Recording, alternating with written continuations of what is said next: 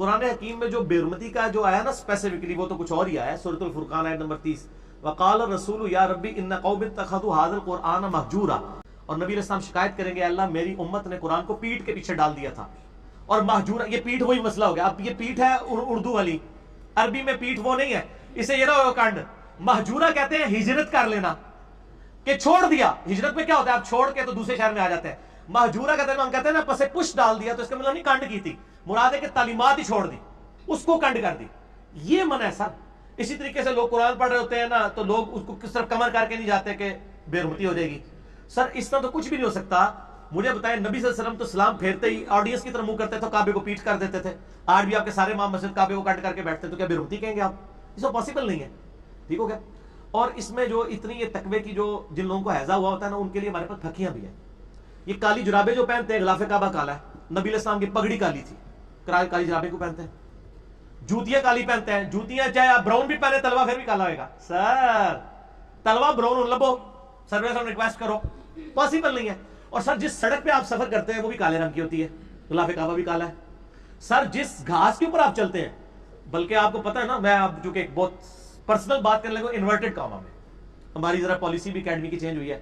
وہ باپا جانی ہے جو، ان کی ایک ویڈیو چینل کے اوپر چل رہی تھی.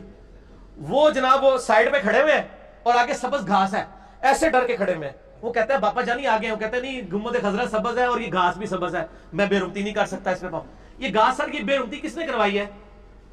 اللہ نے اگائی ہے نا گھاس. اللہ تعالیٰ کالی بھی نہ اگاتا، سبز بھی نہ اگاتا، کوئی اور اگا دیتا.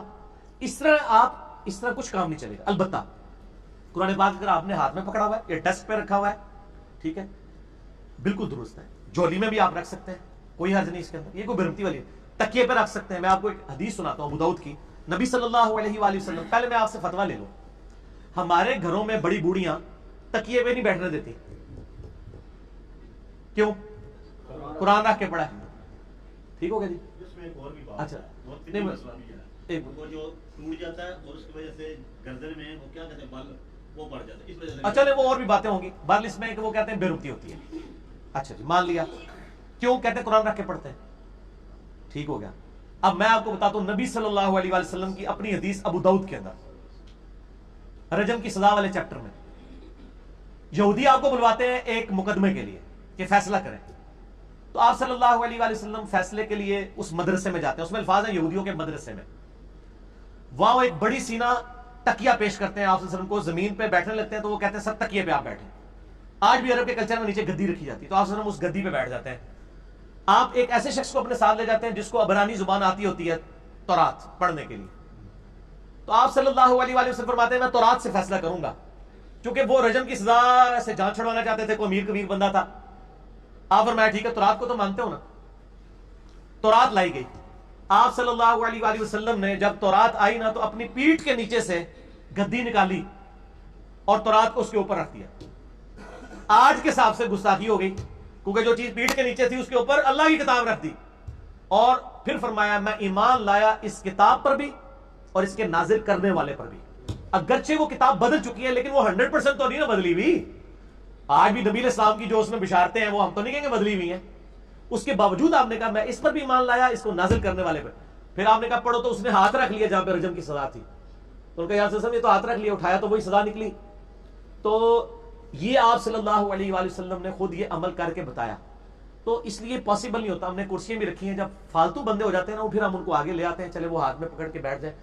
ہم کہتے ہیں اب آندھا سے ہاتھ والا بھی کام چھوڑ دیں. جس کے پاس موبائل ٹچ سکرین ہے نا، وہ موبائل پکڑ کے بیٹھ جائے.